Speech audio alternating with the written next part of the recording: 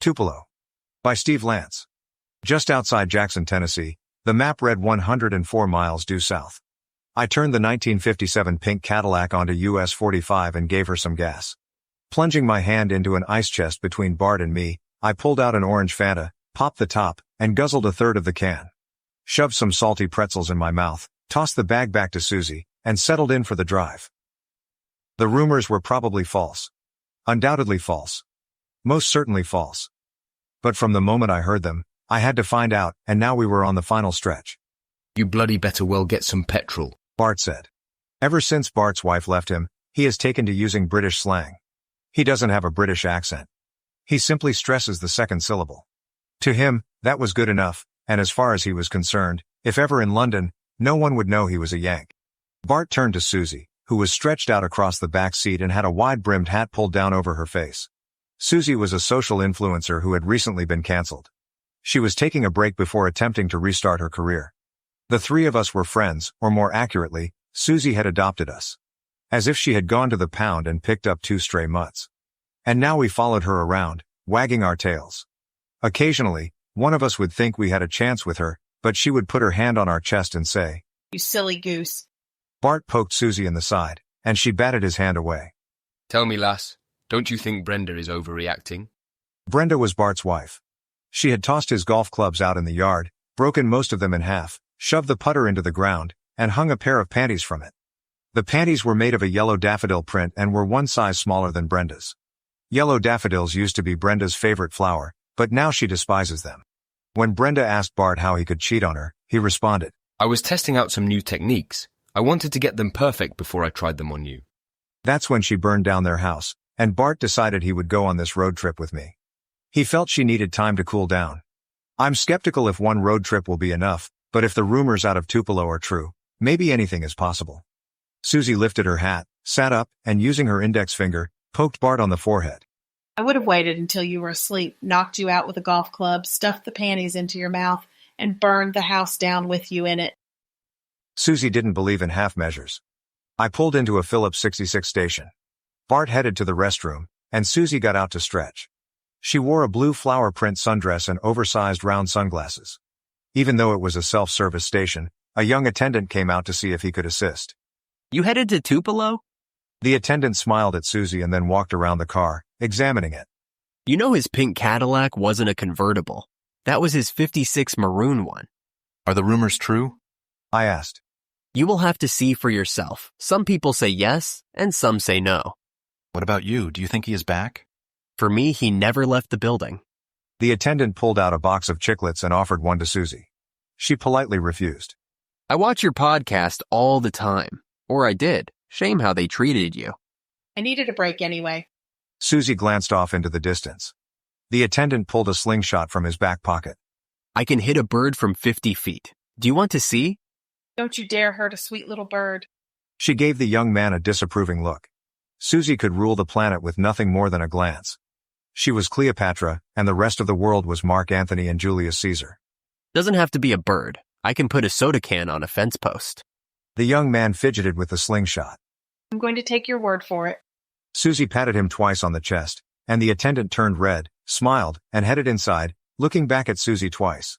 The second time caused him to bump into Bart. Blimey, what did you do to that bloke? He was sweet. Bart slapped me on the back and said, Tell me, mate, how long do you think it will take Brenda to calm down? I'm bloody well missing her. She burned your house down. Your marriage may be in trouble. Nonsense. That's her passion getting the better of her. That's why we are perfect for each other. We don't hold our passions back. I'm going to leave her another message. I pulled back onto US 45 and continued south. We were less than an hour away. The Caddy had an 8-track, and I slid in a tape from 1977. A purchase made while coming to grips with the end of an era. In truth, the era ended in 1969, and we were all just hanging on, no one more than the king himself. Maybe the end would have been different if we hadn't demanded what had already passed. Maybe if we had let him come up for air and do something different. Maybe if we hadn't been so selfish. Maybe then the final years wouldn't have been so cruel. Wouldn't have seemed as if we were viewing an open coffin in a smoke-filled lounge while making the guest of honor preside over his own funeral. I wish Bart had cheated on Vegas and Brenda had burned it to the ground. Suspicious minds played on the 8-track, and we let that rich southern voice carry us off to our own worlds. I glanced over at Bart and watched as his eyes turned glassy. When Love Me Tender came on, he pulled out his phone and began texting the same 3 words over and over. We reached the outskirts of Tupelo and passed by an Enterprise rent-a-car. Bart punched me in the arm and pointed to its parking lot. Pull in. Don't you mean, I say, old chap, pull our carriage into that establishment? No, my friend, that person is gone forever. It's time for me to go home and resurrect my marriage. We have come all this way. Don't you want to see if the rumors are true? I have my answer. Bart plunged his hand into the ice chest, pulled out a handful of ice water, and splashed his face. I've got a long way to go to get back what is important, but I think it's possible. There will be a lot of begging, promising, and buying flowers, but where there is passion, there is flame. At 6:03 p.m. on a Friday night, Bart rented a red Chevy Blazer and headed north on US 45. Pulling out of the parking lot, he shouted something in French. Hope he is smart enough not to buy her daffodils. 2 miles down the road was a diner.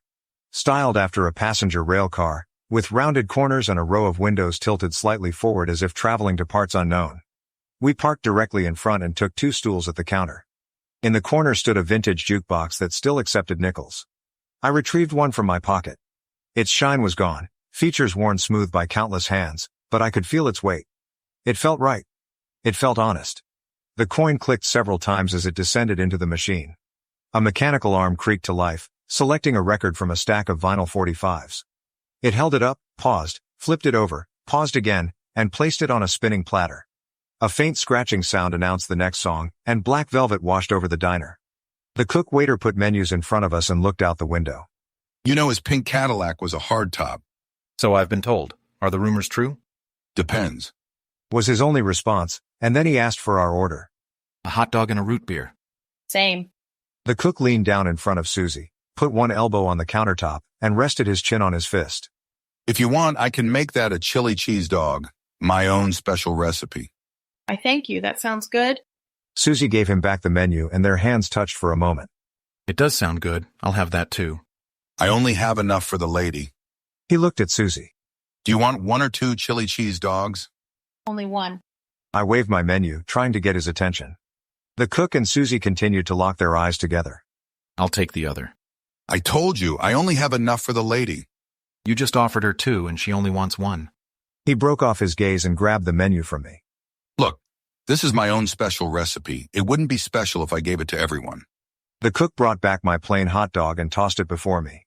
He then placed a plate with chili fries and a chili cheese dog in front of Susie. The fries are no charge. I was about to ask if I could get fries but realized that would be playing into his hand. I miss listening to your podcast. The cook said. I'm thinking about rebooting my career, but something a little different. Tupelo has a 50,000-watt radio station. They need someone for the afternoon drive time. Me? Radio? Sure, people still listen. Everything hasn't gone online. It can reach all the way to Memphis. Sounds great. Who do I talk to? Come on, the owner is my uncle. You can start today. Don't you have to stay and work? Your friend can watch the place. The cook tossed me his apron. Me, I don't know how to run a diner. People want a hamburger. You cook them a hamburger. People want a hot dog. You make them a hot dog. You'll do fine. The cook took Susie by the hand, and the two ran to the door. They held it open as a man in a white jumpsuit entered. The man turned to them and said, Thank you very much. Susie squealed, gave him a quick peck on the cheek, and followed the cook to his truck. The man, sporting a jet black pompadour and mutton chops, sat beside me and said, You get that all the time. Who is running this joint? I am, let me guess, peanut butter, bananas, and bacon.